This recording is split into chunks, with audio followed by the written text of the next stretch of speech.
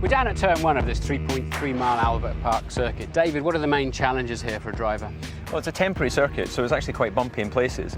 I see it as a very much a front-end circuit, so you rely a lot on your front grip into the apex. Not that big a demand on traction. Now, of course, we've got the KERS system this year fitted to some of the cars, which could be quite an advantage down to this first corner off the start. Yeah, absolutely. There's maybe only half the grid are going to have KERS on the cars.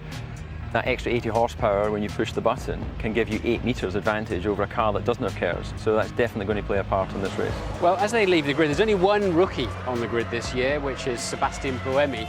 But I'm still expecting plenty of action down here into the first corner, always the scene of loads of accidents. And you had to come in together with Felipe Massa last year. What was that all about? Well, absolutely. Into turn 1, it's a very short apex, and immediately you're into 2. So it's a sort of corner where you carry a lot of speed through the apex, and that means that if you've got 2 cars arguing over the same piece of track, then you can have those sorts of incidents. The other thing is as well, you don't arrive at an apex looking in your mirror. So if a car has already made a commitment that you're not aware of, then it really is going to end in tears.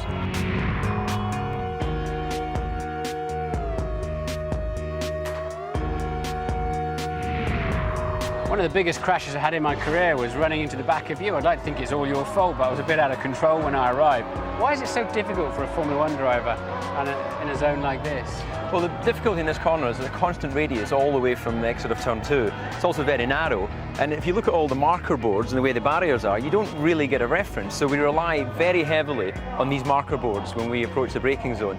Now, put the start of a Grand Prix when the drivers are trying to watch other cars, then it means anything can happen when you get the concertina effect. And of course, the braking energy is 5 times the force of gravity. It's some of the biggest power you get inside the cockpit is from the braking, isn't it? Yeah, absolutely. It's the biggest challenge for the driver, actually, the force on the back of the neck when you brake. And this is the biggest stop on the circuit. So all of those factors mean that this is a really difficult corner alone, never mind when you have 20 cars running into turn 1.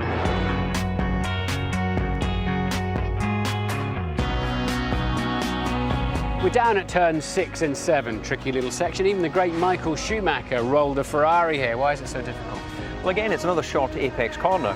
Under the trees here, you have the braking zone. So normally we're in sunny conditions here, so you get the change of light, which can play tricks on the driver when he comes to the actual braking. That always amazes me that the minimum speed through here is approaching 90 miles an hour. It looks far too tight for that, doesn't it? Well, indeed, but the nature of the corners is very open on the exit. So that's how you're able to keep such a high minimum speed. We're down at turn 16, the final corner, 90 miles an hour through the apex. David, what are the challenges here?